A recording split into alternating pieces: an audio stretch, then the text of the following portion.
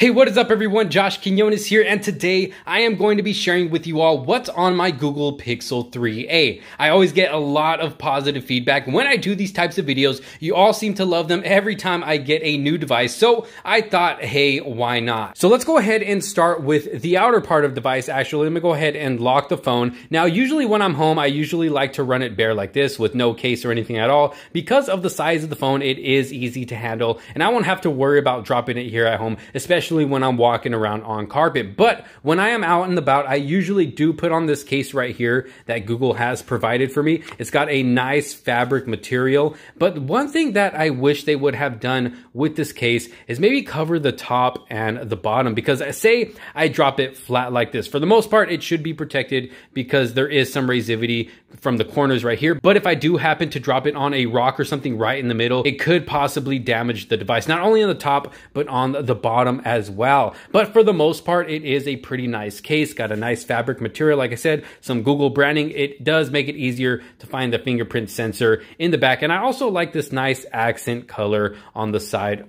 for the power button right there. And as far as the buttons go, they work well and respond well. But I'm gonna go ahead and take the case off just for now, just for the video. Let me go ahead and put it back over here. Now, when I go into the device, I do have the always on display on. As you can see there, it's currently 9:13 p.m., giving me the date, the time, and the weather, and the battery percentage on the bottom. So I always like to keep the always on display on in case I just need to glance over and check the time real quick, or if maybe I need to remember what day it is, boom, it is right there. Now let me go ahead and unlock the phone with the fingerprint sensor in the back. As you can see there, I do use the fingerprint sensor for this. I actually miss the fingerprint sensor in the back coming from my Galaxy S10 Plus that I use on a daily basis that does not have the fingerprint sensor in the back. And I've always liked it right there because your finger just always naturally rests right there. So I like that they did keep the fingerprint sensor in the back for this device. Now, I currently have the SIM card out right now. That way I don't risk getting any phone calls or text messages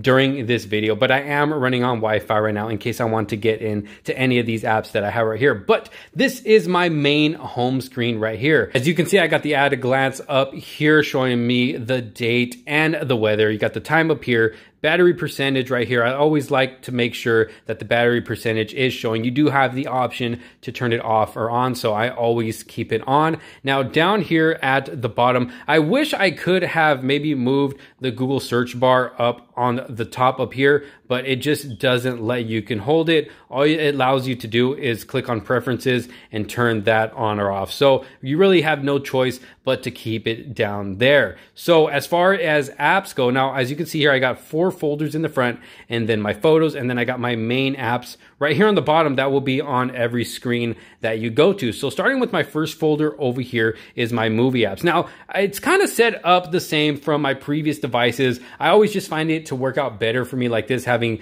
these main apps in the front that I use the most, and then my secondary apps over here to the right. But like I said, let's get to this first folder, my movie apps. I got Netflix, Hulu, and my Vudu for whenever I feel like renting a movie or anything like that. Maybe throw it up on the big screen. Like I said, I got Netflix and Hulu. And then for the second one, I got my social media, my Twitter and my Snapchat. No, I do not have an Instagram. For those of you who keep asking in the comments, I know I should make one, but I do not have one at the moment. But if y'all want to follow me on Twitter and Snapchat, those are always linked down in the description below. And then my third folder over here is my YouTube folder. I got my YouTube app, my YouTube Studio to keep up with all the comments. That is what I use to be able to comment back to all of you. I try as much as I can. For those of you who have been following the channel for a while, you do know that I do make the effort to try and comment back to each and every one of you. And then I got my Social Blade and my live subscriber count. Now going to the next folder, I got my editing apps. For a lot of you who don't know,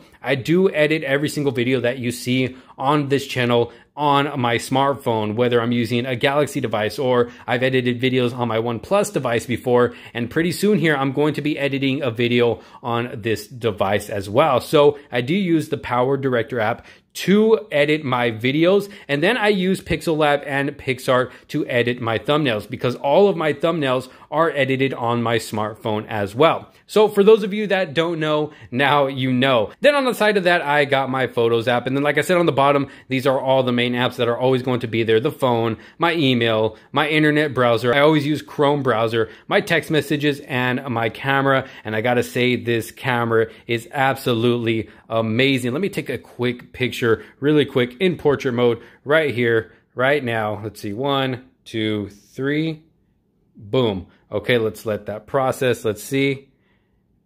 And there it is. Look at that. Look at the quality of this camera. It's absolutely amazing. I can't wait to do my camera review and share a bunch of pictures that I'm going to take with this phone, and take some videos as well, because this is definitely a flagship camera on a mid-range device. I'm so glad that Google put a camera like this on a phone that only costs $400. But okay, let's go ahead and go over to the next page. Now, I always have this app on every single one of my phones. It's called Beautiful Widgets, and it allows you to see basically almost the weekly weather forecast, the next 4 days of weather, and then what the current weather is right now. And then it also allows you to see the date and time. There's different options you can choose from, but I always keep it on the second page, since on the first page I usually always have the date and time already, and then this just kind of gives me what the weather is going to be like over the next 4 days. So Beautiful Widgets is what that is called, and it is available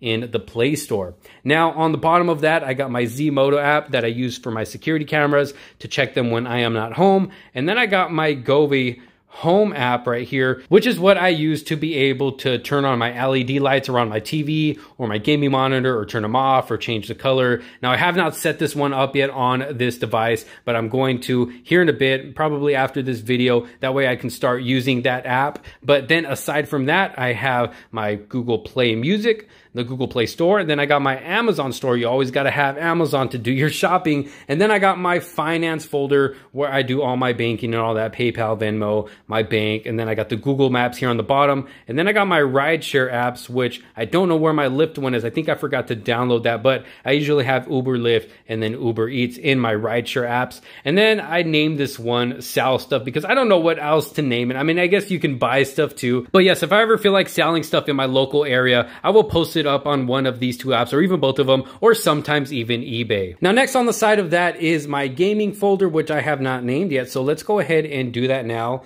right here on camera.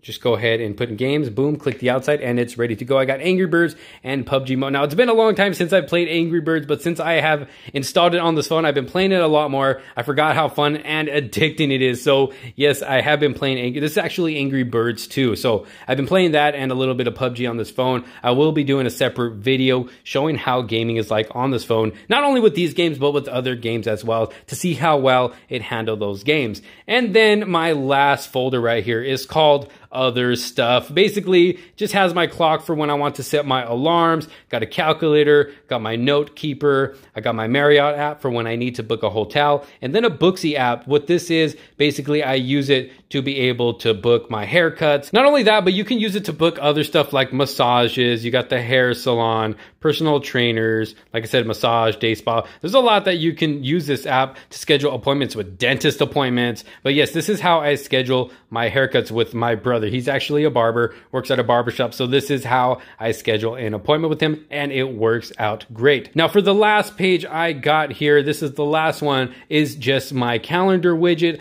letting me know when my payday is every 2 weeks at my job, when my days off are, at my weekends. We got Mother's Day, we got Cinco de Mayo. It's basically just letting me know what's going to happen that month, and that way I can keep up with my days as well. So that is my calendar widget, and that is it for my 3 pages. That's all I really use on my devices, is 3 pages. And then over here to the left is the Google News. I usually turn this off, but for now I am going to leave it on, because sometimes I find some good stuff, or if there's something going on with the device, some news that looks interesting, I like to click on it and read it. So Google News is always good to have there. Now, I don't know if you can notice, but let me lift up the bar here. I am using the dark mode, as you can see there. It's just easier on the eyes, and not only that, it also helps the battery last a lot longer as well. So dark mode is always a must for me, and so far I am loving this device. It runs snappy. You don't even notice that it's a mid-range device. It's hard to believe that it's a mid-range device. The only thing that would make you probably believe that it's a mid-range device is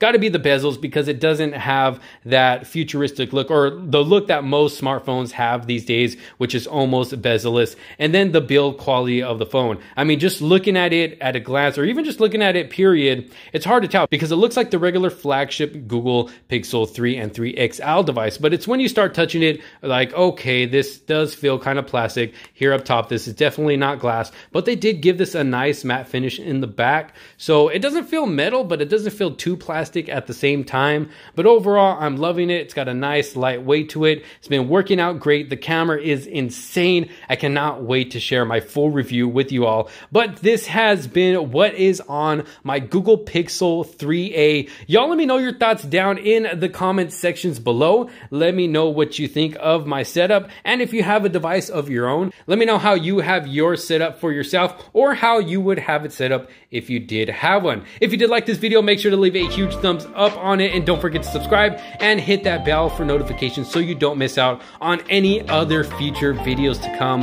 Thank you all so very much for watching. This is Josh Quinones, and I will see you all in the next one. Peace out.